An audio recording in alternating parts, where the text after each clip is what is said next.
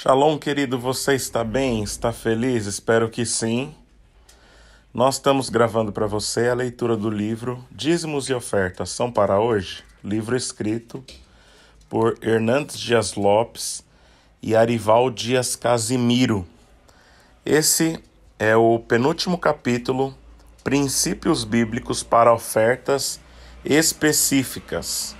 Capítulo em questão, escrito pelo segundo autor, Arival Dias Casimiro. Se você quer acompanhar todo esse livro, essa playlist tem ele completo desde o seu início. Vamos lá? Há cristãos que defendem diferenças entre o ofertar no Antigo Testamento e o ofertar hoje. Isso em parte é verdade. Considerando aquelas ofertas da lei cerimonial, as ofertas dos sacrifícios levíticos do 1 ao 7, e a oferta do dia da expiação, Levítico 16, todas essas ofertas apontam para Cristo e se cumprem nele. Ora, todo sacerdote se apresenta dia após dia a exercer o serviço sagrado e oferecer muitas vezes os mesmos sacrifícios que nunca jamais podem remover pecados. Jesus, porém, tendo oferecido para sempre um único sacrifício pelos pecados, assentou-se à destra de Deus, Hebreus 10, os versos 11 e 12. Jesus ofereceu para sempre um único sacrifício que produz a remissão definitiva do pecado. Precisamos nos lembrar que os crentes do Antigo Testamento também estavam sob o pacto da graça. Todos eles foram salvos pela graça mediante a fé e por causa do sacrifício de Jesus. Portanto, existem princípios espirituais da graça de Deus no Antigo e no Novo Testamento. Os pastores de Westminster afirmaram: não há, pois, dois pactos da graça diferentes em substância, mas um, e o mesmo sob várias dispensações. E no ensino bíblico acerca das ofertas, há princípios que foram ensinados no Antigo Testamento e que continuam no Novo Testamento. A doutrina da mordomia é a base teológica que sustenta todo tipo de contribuição a Deus em toda a Bíblia. O conceito de crente mordomo não é uma novidade teológica no Novo Testamento. O crente do Antigo Testamento era também um mordomo do Senhor que entregava dízimos e ofertas. O dízimo é um padrão divino da contribuição para o povo de Deus na Antiga e na Nova Aliança. Historicamente, o dízimo existiu antes da lei, no sacerdócio de Melquisedeque, Gênesis 14 e 20, durante a lei no sacerdócio levítico, Levítico 17, versos 3 e 4, e após a lei no sacerdócio de Cristo Jesus, Hebreus 7, do 9 ao 28. Entregar o dízimo é reconhecer o senhorio de Cristo sobre tudo o que existe e principalmente sobre os bens que ele nos desafia a administrar. O dízimo é o ponto de partida para uma generosidade radical que foi praticada pelos cristãos, Atos 2, versos 45, Atos 4, versos 32 a 37. Tanto em Israel quanto na igreja, o dízimo tem como objetivo principal sustentar o ministério sagrado. No Antigo Testamento, os levitas eram sustentados pelos dízimos do povo. Disse também o Senhor a Arão: na sua terra herança nenhuma terás, e no meio deles nenhuma porção terás. Eu sou a tua porção, a tua herança no meio dos filhos de Israel. Aos filhos de Levi dei todos os dízimos em Israel por herança, pelo serviço que prestam, serviço da tenda da congregação, números 18, os versos 20 e 21. No Novo Testamento, os pastores devem ser sustentados pelos dízimos do povo. Não sabeis vós que os que prestam serviços sagrados no próprio templo se alimentam? E quem serve ao altar tira dele o seu sustento? Assim ordenou também o Senhor aos que pregam o Evangelho, que vivam do Evangelho, 1 Coríntios 9 e os versos 13 e 14. Nos dois casos, a ordem veio do Senhor. Obreiros e pastores devem trabalhar com dedicação exclusiva no ministério. Devem ser sustentados pelos dízimos entregues pelo Senhor. Chamo a sua preciosa atenção para as ofertas do Antigo Testamento.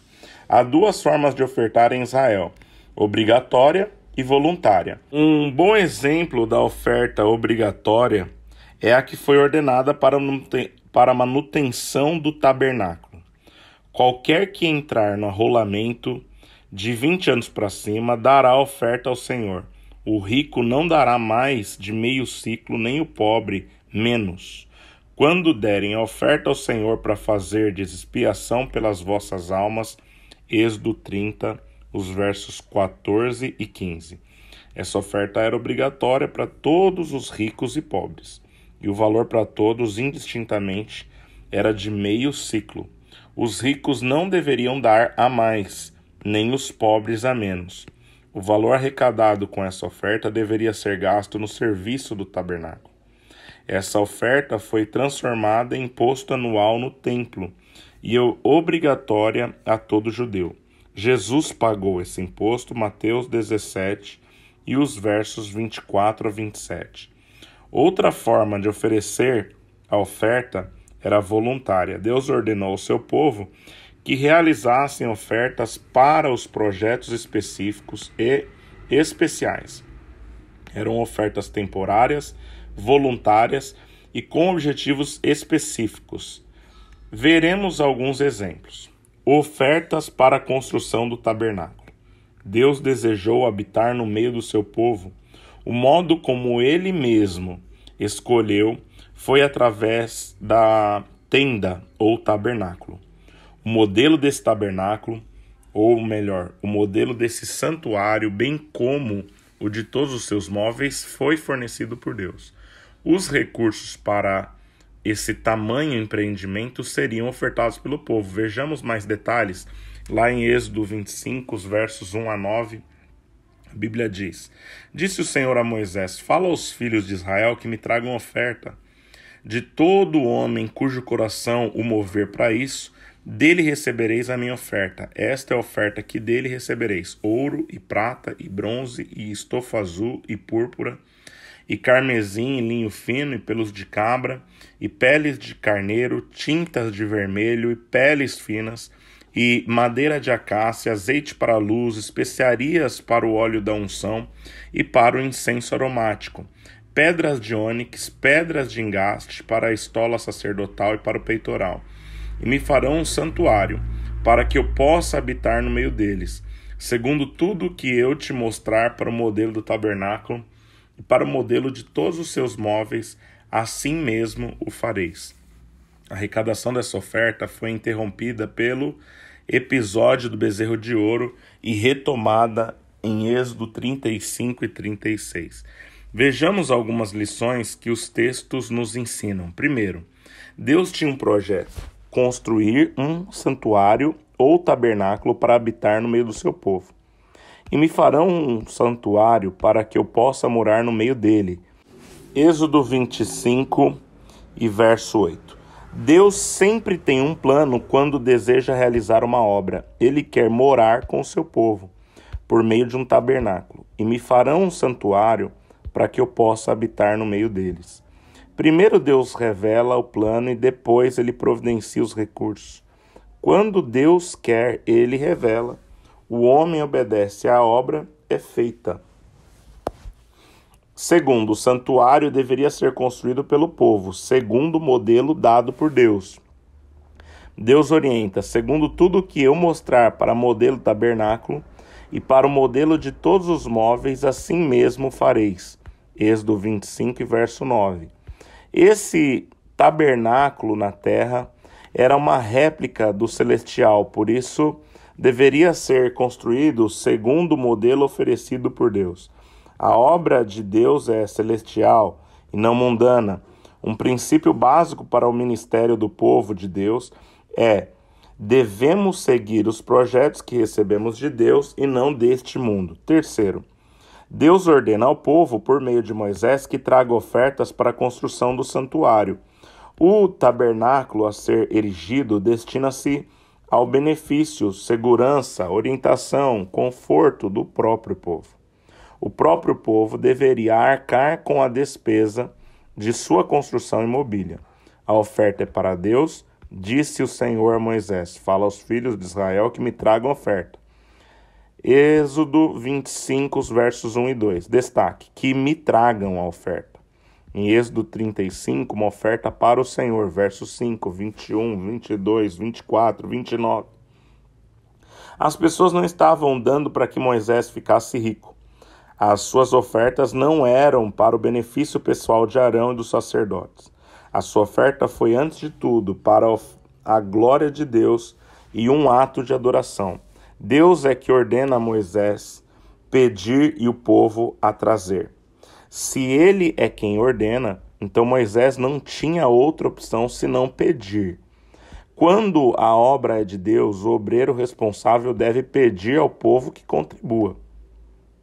A oferta é para Deus, e trouxe a oferta ao Senhor para a obra da tenda da congregação e para todo o seu serviço e para as vestes sagradas.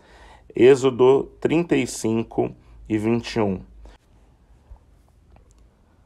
Uma oferta para toda a obra que o Senhor tinha ordenado que se fizesse por intermédio de Moisés. Êxodo 35, verso 29. Deus se identifica com a sua obra e com os seus obreiros.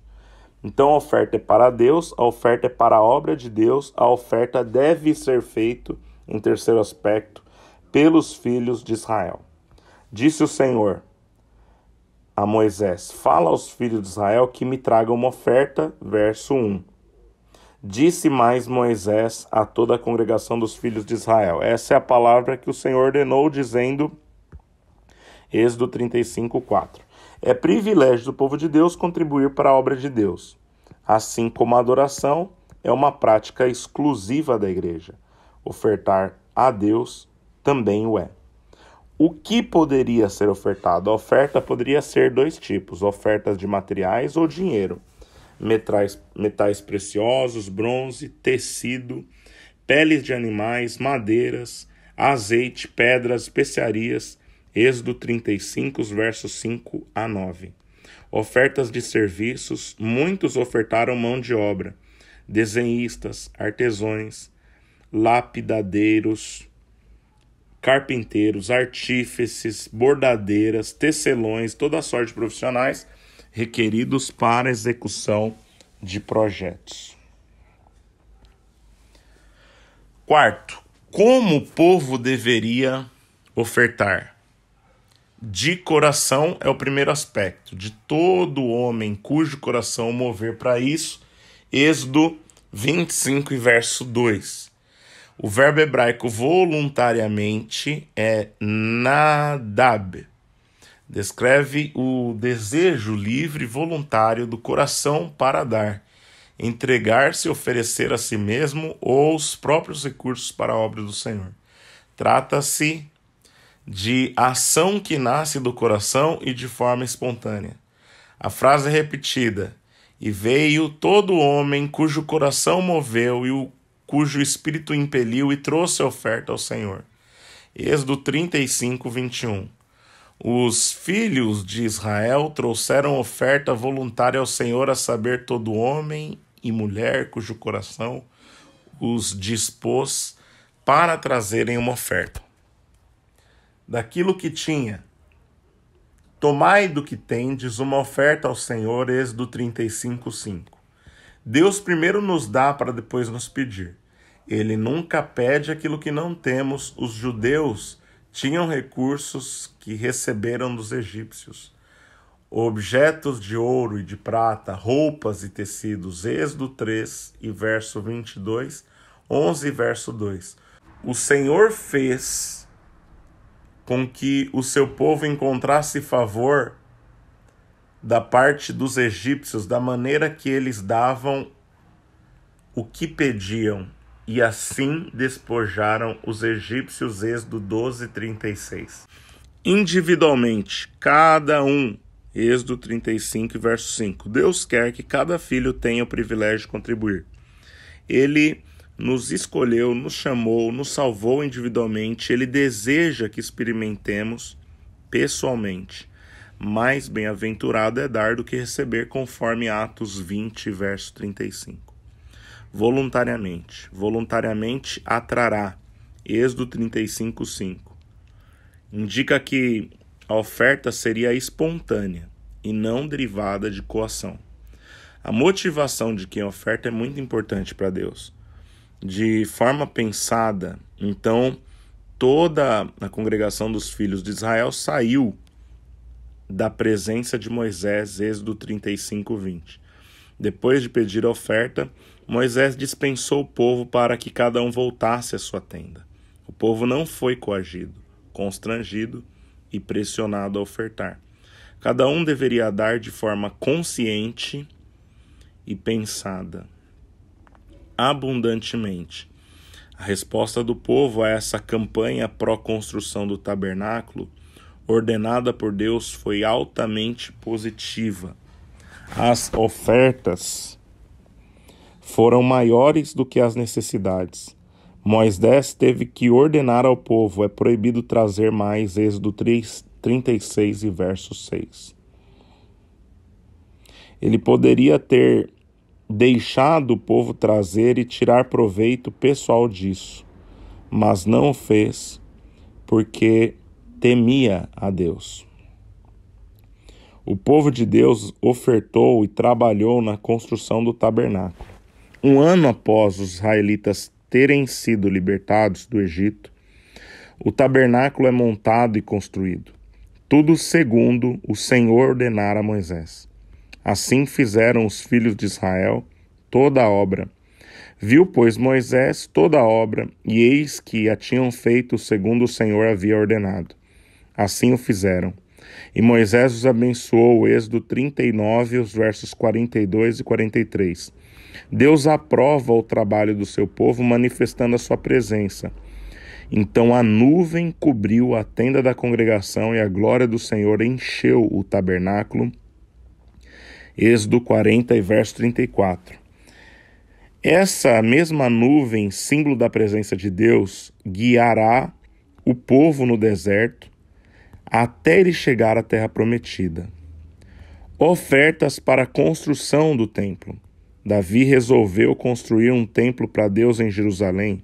Ele teve a autorização de Deus, mas não seria o construtor. Salomão, seu filho, realizaria a obra. Em 1 Crônicas, capítulo 29, Davi se dirige ao povo para pedir ofertas para a construção e ora a Deus para agradecer-lhe o privilégio de poder ofertar. Nesse capítulo encontramos os mesmos princípios espirituais usados por Moisés nas ofertas levantadas para a construção do tabernáculo, que eu quero repetir aqui. Primeiro, Deus tinha um projeto. Segundo, o santuário deveria ser construído pelo povo segundo o modelo dado por Deus. Terceiro, Deus ordena ao povo por meio de Moisés que traga ofertas para a construção do templo. A oferta é para Deus, é para a obra de Deus e deve ser feita pelos seus filhos. E tinha as recomendações do que poderia ser ofertado. E por quarto lugar, como o povo deveria ofertar, de coração, daquilo que tinha, individualmente, voluntariamente e abundantemente. Agora nós vamos ver o texto de 1 Crônicas 29 e os versos de 1 a 9, que falam da construção do tabernáculo, que Salomão construiu. Disse mais o rei Davi a toda a congregação: Salomão, meu filho, o único a quem Deus escolheu, é ainda moço e inexperiente. Esta obra é grande, porque o palácio não é para homens, mas para o Senhor Deus. Eu, pois, com todas as minhas forças, já preparei para a casa do meu Deus ouro para as obras de ouro, prata para as de prata, bronze as de bronze, ferro para as de ferro, madeira para as de madeira, pedras de ônix, pedras de engaste, pedras de várias cores, de mosaico e toda sorte de pedras preciosas, de mármore, tudo em abundância. E ainda porque amo a casa do meu Deus, o ouro e a prata particulares que eu tenho, Dou para a casa do meu Deus, afora tudo quanto preparei para o santuário. 3.000 talentos de ouro de Ofir, 7.000 talentos de prata purificada para cobrir as paredes das casas, ouro para os objetos de ouro e prata para os de prata, e para toda obra da mão dos artífices. Quem, pois, está disposto hoje a trazer ofertas liberalmente ao Senhor? Então os chefes das famílias, os príncipes das tribos de Israel, os capitães de 1.000, os de 100, e até os intendentes sobre as empresas do rei, voluntariamente contribuíram e deram para o serviço da casa de Deus 5.000 talentos de ouro, 10.000 dáricos, 10.000 talentos de prata, 18.000 talentos de bronze, 100.000 talentos de ferro. O que possuía pedras preciosas as trouxeram para o tesouro da casa do Senhor, a cargo de Jeiel, o Gersonita. O povo se alegrou com tudo que Deus fez e o fez voluntariamente, porque de coração íntegro deram eles liberalmente ao Senhor. Também o rei Davi se alegrou com grande júbilo. Amém? Amados, eu vou dividir também esse nosso penúltimo capítulo em 2 partes. Estou interrompendo então por enquanto a leitura por aqui. Você vai pegar o complemento desse capítulo. Quer deixar um feedback para a gente, um comentário? Use a área de comentário do vídeo para fazê-lo. Tá bom? Deus abençoe você.